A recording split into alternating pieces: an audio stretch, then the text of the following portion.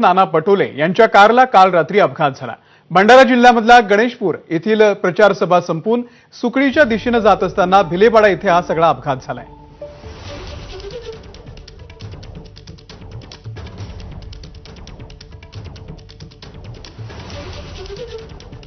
Video viral होत आहे की ज्याच्यात माझं ऍक्सिडेंट झालेला आहे। असं कुठलंही काही झालेलं नाही, फक्त एका ट्रकनी आमच्या गाडीला बाजूनं एक घासत गेली ती गाडी आणि त्याच्यामुळे थोडा वेळ त्या ठिकाणी थोडा प्रश्न, पण तुमच्या आशीर्वादाने आणि तुमच्या प्रेमामुळे असं कुठली अप्रिय घटना घडली नाही, असं चिंतेचा कुठलाही भाग नाही।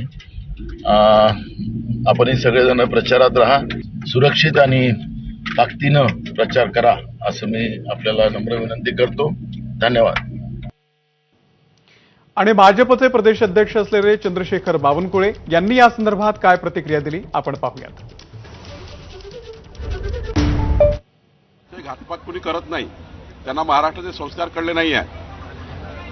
खरं तर आई महालक्ष्मी जगदंबेचा नवरात्र सुरू आहे। नाना पटोले सुद्धा आई महालक्ष्मी जगदंबेचे भक्त आहे। आम्ही जे कार्यकर्ते आहोत अशा विचाराचे नाही आहोत, आमचं सरकारही असं नाही आहे। त्यांचा पुन्हा ऍक्सिडेंट होऊ नये, त्यांना उदंड आयुष्य लाभो, त्यांचं जीवन मंगलमय राहो असं मी आई महालक्ष्मीला प्रार्थना करतो। आणि जे अशा घटनेमध्ये जे राजकारण करतात ते राजकारण चुकीचं आहे।